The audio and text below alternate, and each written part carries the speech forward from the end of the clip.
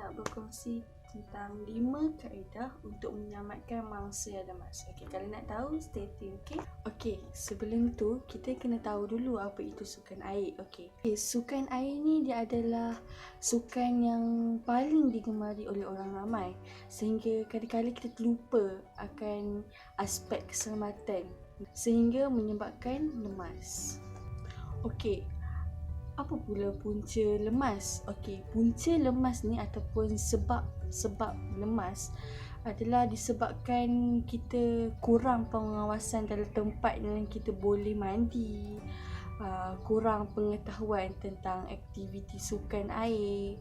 So, kalau kita kurang pengetahuan tentang aktiviti sukan air, so kita boleh dapat kekejangan otot waktu kita berenang. Okay, lepas tu kita tak pandai berenang tapi kita nak main sukan air. So macam tak boleh lah.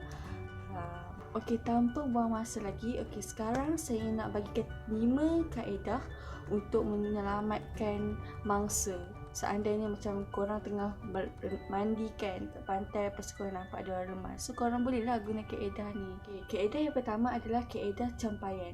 Apa itu kaedah campaian? Kaedah ini dia menggunakan tangan atau kayu. Okey, lalu dia menghulurkan dekat kepada si mangsa lemas. Sebaik-baiknya gunakan kayu kerana kayu dia lebih kukuh. Seandainya tiada kayu di tempat kejadian, kita boleh gunakan pakaian untuk menarik si mangsa. Tapi sebelum tu pakaian tu kita kena pintal dulu. Kita kena pintal terlebih dahulu. So kemudian baru kita boleh menggunakan untuk tarik si mangsa. Untuk boleh dapat gambaran lagi, okey, tengok gambar kat sebelah ni. Okey, kaedah yang kedua adalah kaedah lontaran.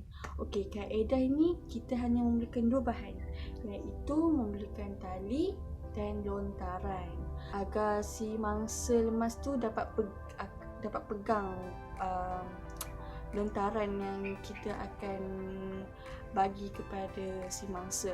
Kemudian kita boleh lontarkan apa sahaja objek yang boleh terapung. Okay, sebahagiannya kita boleh guna pelampung, plastik, botol air yang besar tu.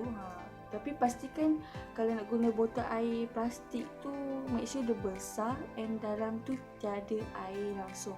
Sebab bayangkan kalau ada air, nanti botol tu tenggelam, sekali mangsa tu tenggelam. Dan pastikan si mangsa pegang objek yang kita lontarkan tu dengan kuat, supaya nanti bila si mangsa pegang si objek itu, kita akan tarik dia sampai ke darat. Kaedah yang ketiga adalah kaedah kayuhan. Kaedah ni kita dapat gunakan sekiranya bila di tempat kejadian ada perahu ataupun kayak. So seandainya kalau ada perahu ataupun kayak, so kita boleh gunakan perahu ataupun kayak tu, kita pergi ke si mangsa.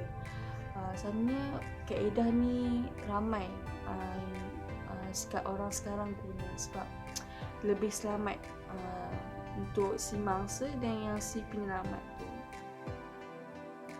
Yang keempat adalah menggunakan alat bantuan yang juga dikenali sebagai PDF.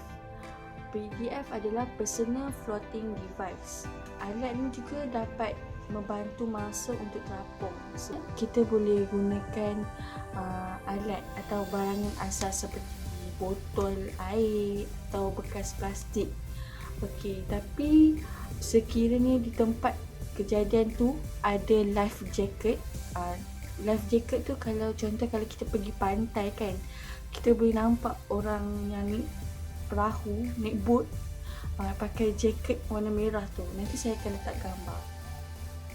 Personal Floating Device ni dia bantu mengurangkan risiko kepada mangsa lemas. Sebab bila mangsa lemas ni pakai life jacket, okey, badan dia akan terapung.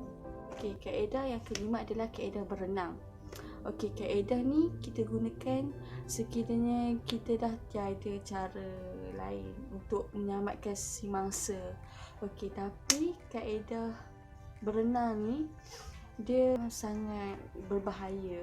Okey, So macam kaedah ni hanya dapat digunakan sekiranya anda betul-betul cekap berenang dan anda yakin untuk melakukan.